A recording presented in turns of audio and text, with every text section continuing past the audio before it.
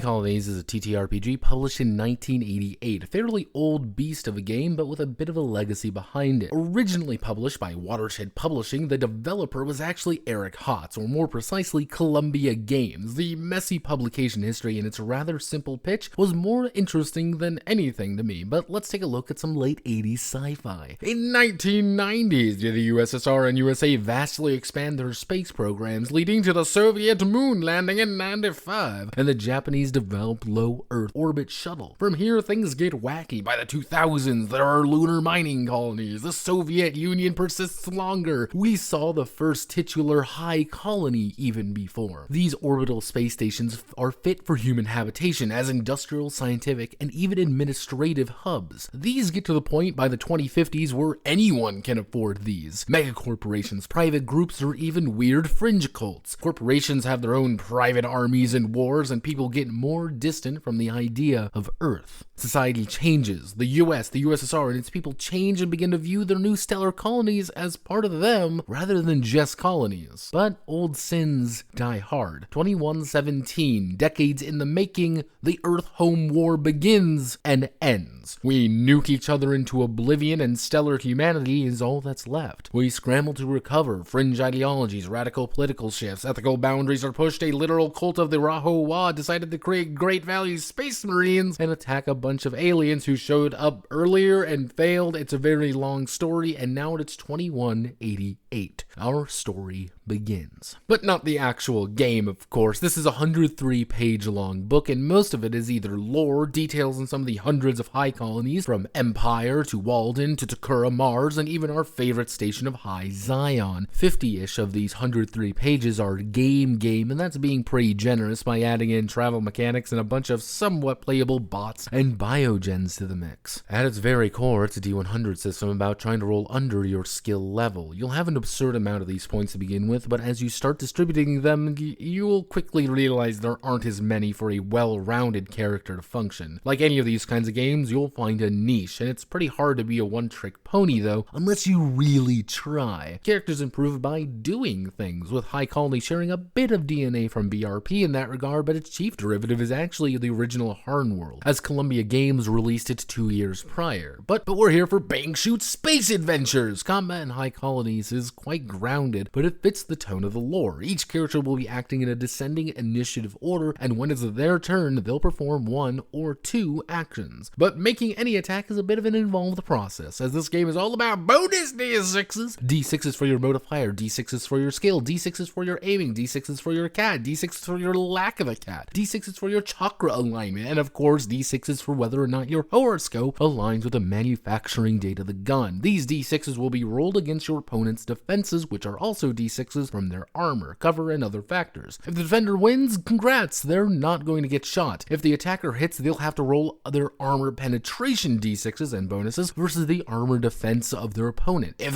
that's successful, they'll deal locational damage equal to the difference. Combat is a little bit bulky, but works pretty smoothly when it starts going. Getting shot with an energy carbine against your swanky coat isn't going to really protect you much, especially when locational damage is factored in and your head gets taken off. Characters are fragile, but not paper mache. But that's a pretty solid description of most of the game. Interesting, but not that much. There is a new edition of the game out there, but the 1988 version does hold a unique point of being a look into a future of someone far more hopeful than he had any right to be. From colonizing the stars to all human conflicts that still plague us. If you're looking for some sci-fi inspiration, it's not bad. Won't rock any boats to unlock the secret formula, but it'll be fine. My name is Notepad, and this was 1988's High Colonies. If you like what I do here, feel free to like, comment, and subscribe, and many thanks to the board members of the Genesis Star for financing our High Colonial expedition. Godspeed, and good luck.